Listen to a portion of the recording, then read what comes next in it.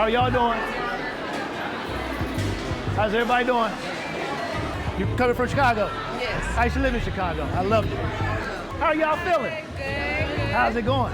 Good, pretty good. Okay. My first time here. Is it? Yeah. And where are you from? New York. New York. The Bronx. Well, oh, the Bronx. Yeah. Okay. And where are you from? New York. The Bronx. The Bronx. Now, did y'all know each other Yeah, before? we went to the same school. Look at this. I get triplets. All right. From the Bronx. Even when your student gets here, all right, when they on their meal plan, they come as many times as they want. That's okay. That's okay. Where are you from? I'm New York. New York. Where in New York? Jamaica, Queens. Okay, so last time I was in Jamaica, Queens, there was a lot of people. It was. There's a lot of people here. Those my people. These are your people. These are your fellow Eagles, right? Y'all are in this together. You don't have to walk this journey by yourself. We're all here to help you. And I mean that, okay? So yes, it can be scary, right? But that's natural, all right? What I need you to do is to make sure that that fear doesn't paralyze you, but it motivates you, okay? Okay. Can I get a picture with you? Yes, ma'am. I think the freshman students are coming in first time. That's right. That's right. That's right. The newest members of Coppin State University's family just walked into the Talent Center for the first time.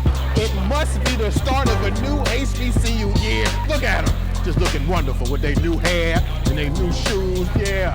Welcome to college. Welcome to HBCU Week from the campus of Coppin State University in the heart of West Baltimore, proudly standing tall since 1900 for 125 years. I am your cultural correspondent, Bryant B-Mo Brown. This special presentation lays out what you can expect to see from HBCU Week on Maryland Public Television. The daily lineups for this year are incredible. From beautiful works of HBCU art to a mixed community impact of Maryland's emblem of light and love, this is HBCU Week on MPD. Standing tall, 125 years in the heart of Baltimore, Maryland, Coppin State University, the emblem for light and love, exemplifies the passion of a community, infused with the indelible purpose of an historical black college and university. The story of HBCUs, the story of Coppin State University, is the story of how people seek the tools to grow, to heal, and to advance, and to become a community. So what's poppin' at Coppin? Let me tell you. How about an unprecedented rehabilitation center that's focused on healing the community? How about a daycare and high school housed on Coppin's campus to help grow and sustain the community? And when we talk about advancement, Coppin State practices innovative mental health practices. They have state-of-the-art justice programs and a community-oriented center for entrepreneurship. Now, above all those accomplishments, and somehow simultaneously at the core of Coppin State's mission, is a feeling of authentic family. The alumni group here is so strong that every summer they can host their own concert series. It's so family on Coppin's campus that you might bump into the First Lady while walking through campus. Or you might have class with Alicia, the president's daughter, just as a regular student. Now, you and I, we have seen the countryside, we have seen the county side, we've seen the other side of town. But today, I cannot wait to show you Coppin State. We're gonna have a special conversation with my co-host, Tatiana Anderson, as she sits down with the president of Coppin State, Dr. Jenkins. We're gonna talk to some students at the Talent. We're gonna talk to some faculty in their department. We're gonna even see Dr. Jenkins sign a scholarship live. And if you're lucky, you might even see me do the electric slide. All right, so let's not waste another minute. Welcome to HBCU Week. Come on, let's go check it out. Right now we're on the campus of Coppin State. I believe we are in the cafeteria for the new student orientation. It's an exciting day. You can feel the energy. You can. You heard all the freshmen come through the front door with all that energy. You know, do you remember being a freshman? Yes, orientation. Yeah. That's when you met like some of your closest friends and you become your lifelong friends. I mean, I remember all of that. Being young and impressionable and curious. And I remember the calf was kind of like the where you get to show out, you know what I'm saying? I got my new shoes for the school year. I'm coming to the calf. That's where I'm going.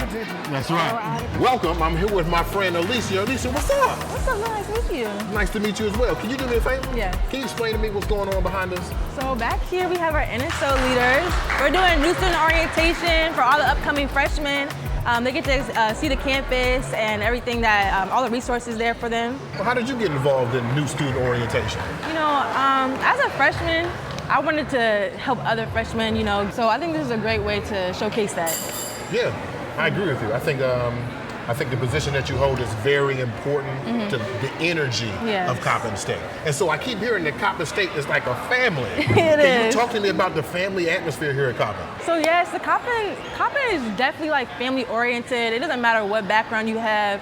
We treat everybody like siblings. Yeah. And it feels very like you're at home when you're at Coppin. How did you know what HBCU culture was going to be before you even got to campus? So, I mean, I knew a little bit from, you know, obviously my dad being president and vice president of other HBCUs, so I got a little eyesight on that. Yeah. But coming in, you know, because HBCU for other people might, you know, mean that black love and all that, but it's more than just black love. You know, we have Latinas, we have Hispanics, we have Islanders, all of that. So I really think that HBCU has evolved from just that to like everybody, you know? Okay. Well, I appreciate that. Tell me, so you are the president's daughter? I am. I don't know if I ever talked to a president's daughter before. I don't think I ever have. No, never. How do you balance like the expectation of being, you know, the representative of your family, but also being a college kid? You know, when I came in, I thought it was going to be hard to balance that expectation of being a president's daughter than to be a student. But it wasn't that hard, honestly. They treated me as like a regular student, and that's really what I wanted, you know? What do you think are some of the things that kind of makes Coppin State stand out amongst other HBCUs? Our pride. Our pride? Our pride, for sure. Okay. We're very enthusiastic about Coppin, very much, as you can tell back there with us. Okay. Well, thank you for your time. I appreciate you. it. And we'll be right back with more. Welcome to HBCU Week. All right, welcome back to HBCU Week. I'm here with my friends Jordan and Dr. Ming Zhang. How y'all doing? Great. How are you? I'm wonderful. Can y'all do me a favor? Can we explore the department real quick? I want to see all the things. Come on. You know I want to start first? Where? The crime scene. Okay. Come on, let's go. Let's go to the crime scene. Lead me to the crime. I'm scared, I'm gonna be honest with you. Here in our program, we have a course called Crime Scene Investigation. So in that class, students, they have this hands-on experience. For example, this mock scene crime room. This is just part of it. So sometimes we bring students outdoors to the field to do the mock scene crime scene investigation as well. First thing you want to do is make sure you have your protective gear on. So that's your gloves. Where's your protection gear? I did the crime. You want to make sure you have your gloves, things of that nature. Second thing, you want to talk to the police officers that are on scene, learning a little bit about what they think may have happened. Next thing you would like to do is take pictures. So you would do close up, mid-range, and then overall. All right, so this is a little scary for me, okay? Can we go somewhere safe? Gotcha. Okay, let's let's head go. that way. Let's head that way. You wanna go to The lab, first? because the evidence will be submitted to the We got crime the evidence. laboratory, and then, you know, people, they testify in court. Right, okay. So let's go to the lab first. So now we have the evidence from the crime. Yeah. Which is, Jordan, I think I heard you talking earlier, and you too, Professor, that's kind of like the in the field. But there's another level after the field, Yes. which is the lab. Yes. So in order to work in the lab, to test all the samples, the evidence you collect from the crime scene, right? So you need to be a real forensic scientist. So Jordan, what evidence did you collect just now? Bullet casings. And I believe there was 5. There was 3 cups, but it was only 2 bodies. Oh, So I who see. I did- didn't catch that. So who did the 3rd cup belong to? Okay, all right. So you mentioned bullet casings, right? So why don't we just test the bullet casings first? Okay. So let's go over here. Oh. Okay. Oh. So now we have the bullet casings as evidence, right? So what we do is we use a microscope, which is called comparison microscope, to put the bullet casings. One is your reference sample, one is the sample you actually collected from the crime scene. the mock crimes in our case. So we mount them under the microscope, and then we use a microscope to look at the evidence, to compare were they fired from the same weapon. Right. I think when people think simulation, they think kind of like a game or drama, like a script. But there's another part of simulation that we don't often talk about, which is the honesty that happens between your peers and your professors. So Professor, you can start here. How do you develop that honest communication with your students, especially in a situation in simulation so serious as these? So we all, as professors, right? We all came from the student stages, right? So and then later we enter into our own careers. So most of our faculty members in our department, they were actually practicing in the field in the past. So we know what students need to get prepared for their future careers. Right. Because we practiced as practitioners in the past, so we know what can connect our facility with the reality, and what students can practice here with us in our programs to get into the field. Well, thank you all for showing me through the Criminal Justice Department. This is a wonderful time. I've learned so much here at Coppin State. I think I might re-enroll. All right. Come on now. All right. Might join the club. Let's see what else we have for HBCU Week. All right, y'all. We're gearing up for a riveting conversation between Tetiana Anderson and Coppin State University's president, Dr. Anthony Jenkins. But first, we have to highlight this special moment. Dr. Jenkins awarding and signing a scholarship for a very fortunate young student. This is what it's all about. Now, let me turn it over to the wonderful Tetiana Anderson for this one-on-one exclusive conversation. Welcome to Coppin State University. I am joined by President Anthony Jenkins. Dr. Jenkins, thank you so much for taking the time to be here.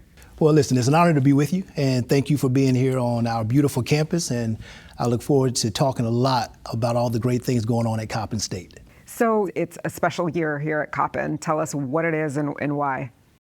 Coppin was founded in 1900, and this year, 2025, we celebrate 125 years of nurturing potential and transforming lives. What started in the basement of a local high school today is a leader in urban higher education, a university that brings nearly 3,000 students from around the world to West Baltimore, an institution that continues to develop thought leaders who are committed to fighting for a more just society, for what is right, transforming every environment that they enter. And so we're excited about what's been going on this year. We have some special events coming up that are going to continue to celebrate Coppin and all of her greatness. And the men and women who have walked these hallowed grounds will be able to come back and to really embrace how she has grown over the years. So I'm very excited to be president at this time of 125 years, because we get to look back and glance over a rich, storied history. And then we turn and pivot and make sure that we position her for the next 125 years. And it is going to be exciting. So we're going to get more into your family and Toinette later, because I know that's such a large part of your life. But I want to stick on the university theme here for just a second. Since you've been in office since 2020, what are some of the things that you would highlight as your biggest accomplishments? I'm going to put to the side getting through COVID, because that was something that none of us walking this planet today had ever lived through. But beyond that, when I arrived at Coppin, I noted that our pace was going to be brisk and our trajectory was going to be north. And I wanted folks to understand that we were going to introduce and reintroduce Coppin State University. And so I came with this ambitious understanding that we were going to embrace a renaissance of purpose and progress. And that's what we've been committed to over the last 5 years. And so that's why I am extremely proud of what started in the basement of a local high school in just one room as a teacher preparatory school, today is a leader in urban higher education. It's about controlling the narrative. It's about telling your own story. It and is. as a university, that's so very important. And part of your story is the programming that you have for your students here. And you're talking about leading the way and moving forward. And when I look at some of the things you're doing, they're quite innovative. From mental health to the health field to criminal justice. I want to ask specifically about entrepreneurship. It's something that has been talked about in the country as a whole, but it's also something that is very relevant these days for Black folks. Talk to us a little bit about encouraging Black people to become entrepreneurs and why that's so necessary now. That's a great question. I think that we're in a very interesting space right now where entrepreneurship is starting to gather more traction. Here at Coppin, we have on our campus a Center for Strategic Entrepreneurship. We value entrepreneurship because in this time that we find ourselves, we believe that not only do we want our students to be prepared to go into the workforce and work for someone and help change the world in that perspective, but we also want them to have a entrepreneurial mindset. And that's why we have that across every discipline at our institution, not just in our College of Business. And Dr. Williams, Ron Williams, who runs our center, he's committed to working with industry, startups, Fortune 500, 100 type companies, to make sure that we can expose our students to what this looks like. And so for us, it's about how do we help our criminal justice students have an entrepreneurial mindset? How do we help our dancing students have an entrepreneurial mindset? That student studying psychology may want to open up her own business one day. That student studying dance may want to open up their own studio. That student studying criminal justice and then wants to go to law school may want to open up their own firm. And so we believe entrepreneurship should be something that is pushed across every corner of our institution, and we're committed to doing that. We're also committed to bringing corporations and industries onto campus to talk with our students, to work with our students, to understand that entrepreneurship is hard, and to prepare them in the best way possible to be successful. And the backdrop to that is our new College of Business. And I'm very excited that we were able to have a ribbon cutting and to bring that facility online just a year and a half ago. It's a state-of-the-art facility that complements the academic components, the experiential learning components, and blending those things so that our students have a place to accomplish everything that I just talked about. And so we are very excited about what our College of Business is doing and our Center for Strategic Entrepreneurship. Criminal justice is another space that I know that you're focusing on in terms of programming. Yes. And you have these sort of mock courtrooms, mock forensic science labs. Why is the hands-on aspect something that you wanted to bring to Coppin State? Well, because to me, experiential learning is so important. Experiential learning complements what our students are learning inside the academic classroom. It allows them to connect the dots. 80% of a student's development and overall growth occurs outside of the academic classroom. 80%. And so we take the actual theoretical and the philosophical and we apply a hands-on application.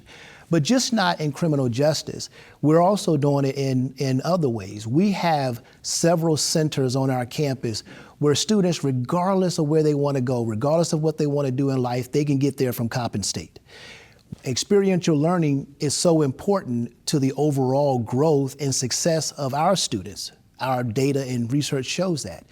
That is why in our centers of excellence, whether it's our Center for Strategic Entrepreneurship, our Center for Nanotechnology, our Center for Inclusive Education, and our Bishop L. Robinson Justice Institute, which is connected to our criminal justice academic program, where that center is focusing on police reform. It's focusing on community policing. It's focusing on building stronger relationships between police and Black and brown communities. And we have faculty members like Dr. Johnny Rice, who's doing groundbreaking research and driving the narrative across the nation on what that looks like. Our students are involved in that real hands-on, real-time experience.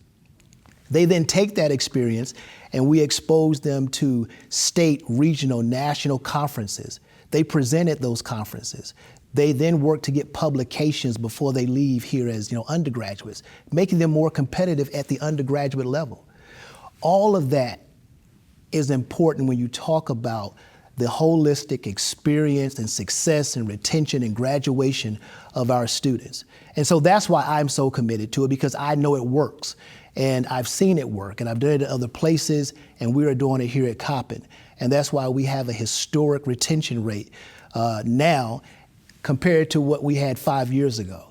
And so all of these things are falling into place. Our students are enjoying it, and they're having a more well-rounded and more fulfilled college experience. So it's all like holistic, when I hear you talk, whether it's about the beginning of your journey, your education, or applying some of these lessons here at Coppin State University. Yes. It's not only about raising the profile of the university, but leaving the students with something valuable. So you're creating a network of family. And I want to ask, how important is family, especially at an HBCU? I mean, you've got students, you've got faculty, you've got all the employees. How important is that to helping you create your legacy, building the strength within that? So I was just talking about this at New Student Orientation.